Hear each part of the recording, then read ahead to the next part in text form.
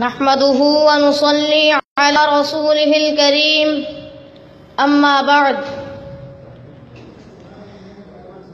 جس دیس کے کوچے کوچے میں افلاس آوارہ پھرتا ہو، جو دھرتی بھوک اگلتی ہو اور دکھ فلک سے گرتا ہو،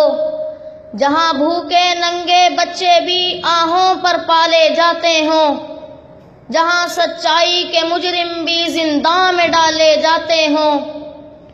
اس دیس کی مٹی برسوں سے یہ دکھ جگر پہ سہتی ہے اور اپنے دیس کے لوگوں کو آزادی مبارک کہتی ہے۔ جناب عالی مرتبت اور معزز سامعین، آج میرا موضوع سخن ہے اقبال کا خواب اور آج کا پاکستان۔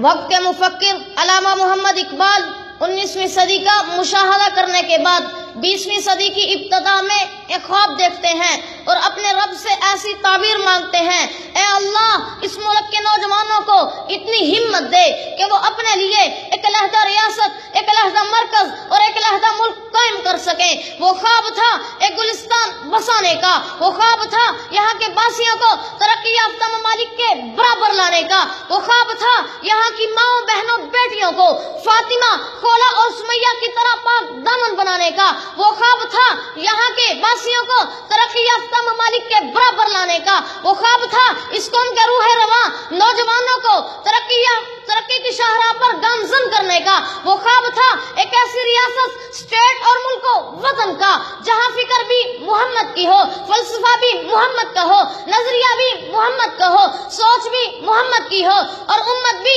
محمد کی ہو۔ چنانچہ قرائے ارض نے وہ دن بھی دیکھا کہ اقبال کا خواب پورا ہوا۔ لوگوں نے 23 مارچ 1940 کو قرارداد مقاصد پیش کی، جو حقیقت میں قرارداد نہیں بلکہ مسلمان اپنی آرزو اور تمنا اللہ کو پیش کر رہے تھے اور یہ بتا رہے تھے کہ مسلمان تقدیر کا پابند نہیں، تقدیر کے پابند تو جمادات، نباتات اور حیوانات ہوتے ہیں۔ خدا کی قسم انہوں نے اس خواب کو پورا کر دکھایا۔ 14 اگست کو 1 کروڑ سے زائد مسلمانوں نے ہجرت کی، جن میں سے 50 لاکھ کے قریب شہید ہو گئے اور 50 لاکھ اس خواب کی تعبیر کی جستجو میں انگریز کی سازشوں کو روند کر اور ہندو بنیے کے یک قومی نظریے کو گنگا کی موجوں کے سپرد کرتے ہوئے فاتح بن کر، میرے محسن، میرے قائد علامہ محمد اقبال کے اس رات کی تعبیر بن کر پاکستان کے حقیقی وجود میں داخل ہو جاتے ہیں۔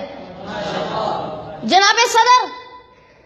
آج ہم مصور پاکستان کے 70 سالہ اسلامی جمہوریہ پاکستان کی حقیقی اور عملی تصویر دیکھتے ہیں تو دل خون کے آنسو ہوتا ہے، کلیجہ منہ کو آتا ہے۔ کہاں ہے وہ تصور، کہاں ہے وہ نظریہ، کہاں ہے وہ عظیم خواب؟ کیا میرے قائد علامہ محمد اقبال ایسا پاکستان بنانا چاہتے تھے کہ جو داخلی طور پر دہشت گردی، بدامنی اور ٹارگٹ کلنگ کی آماج گاہ، لا قانونیت کا اندھا راج، 3 خاندانوں پر گھومتی سیاست کی تھی کون، پستی کی انتہا کو چھوتی قومی روپے کی قدر، امریکی جنگوں کو اپنی سرحدوں پر لڑنے کی پالیسیاں،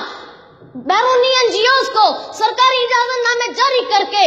مذہبی، لسانی اور تخریب کاری کی کھلی چھوڑ دینا اور صنف نازک قوم کی بیٹی عافیہ صدیقی کو امریکہ کے امام پر جھونک دینا، یہ موجودہ پاکستان کے وہ دل خراش حقائق ہیں۔ جناب عالی، ان کا ذمہ دار کوئی اور نہیں، قصوروار کوئی غیر نہیں، ہم نے خود ہی اپنے ہاتھوں سے اپنے نشیمن پھونکے۔ شریک جرم نہ ہوتے تو مخبری کرتے، شریک جرم نہ ہوتے تو مخبری کرتے۔ ہمیں خبر ہے لٹیروں کے ہر ٹھکانے کی، ہمیں خبر ہے لٹیروں کے ہر ٹھکانے کی۔ وما علینا الا البلاغ۔